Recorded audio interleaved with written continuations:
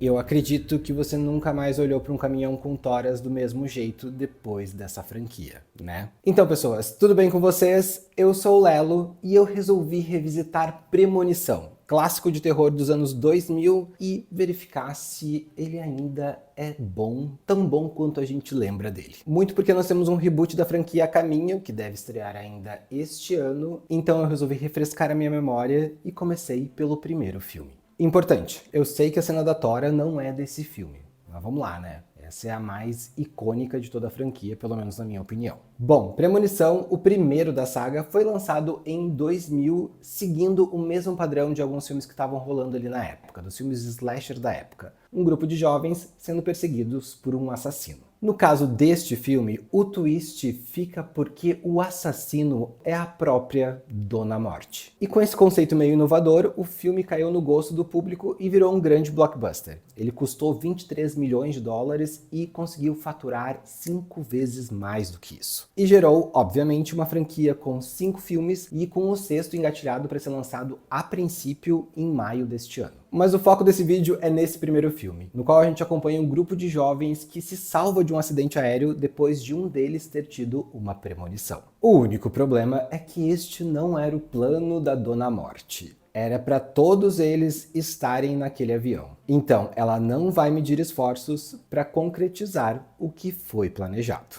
Indo direto ao ponto, respondendo se Premonição ainda é bom ou não, eu vou te dizer que o filme envelheceu bem, mas com alguns poréns. Começando com as coisas boas, as mortes. As mortes.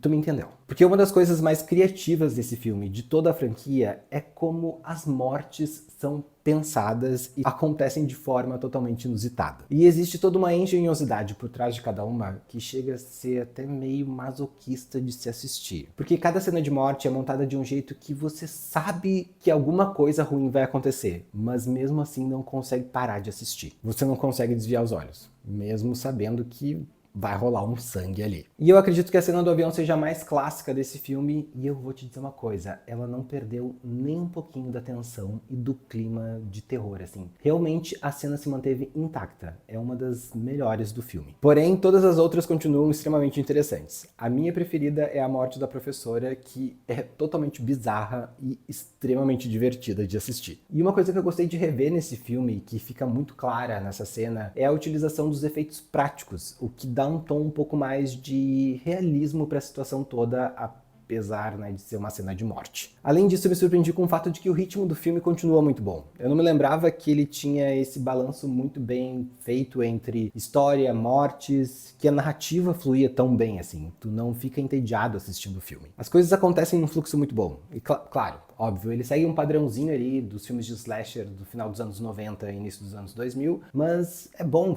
fazia tempo que eu não via algo semelhante. Tá na hora dos diretores revisitarem, né, os diretores atuais revisitarem esse tipo de filme e tirarem umas ideias de lá. Mas nem tudo são acertos nesse filme, porque o roteiro de Premonição não é o melhor da produção. Não é o pior, mas também não é o melhor. Porque parece que toda a inovação e criatividade ficou no plot inicial e na hora de pensar nas mortes. De resto, como eu disse, o filme segue bem o padrão dos filmes da época. É tudo muito expositivo e com personagens bem básicos. Ou seja, não exige muito esforço para entender o que está acontecendo e é bem difícil você torcer por alguém ali. Além da Dona Morte, porque esse é o típico filme em que você torce pelo vilão. Muito porque os personagens não têm carisma nenhum e alguns deles são bem forçados, pra falar bem a verdade. Eu gosto do Alex na reta final do filme, quando ele fica meio paranoico, meio loucão, mas até lá eu não poderia ter me importado menos com o personagem principal. Eu realmente estava esperando que a qualquer momento ele fosse o próximo. Não ajuda muito o fato dos atores entregarem performances bem ruins, que vão do caricato até a falta de capacidade de expressar qualquer tipo de emoção. Tem umas cenas em que a atriz que faz a personagem Claire começa a tentar chorar e você não sabe ao certo se ela tá tentando chorar ou se ela tá com dor de barriga. E pra mim essa é a pior coisa do filme,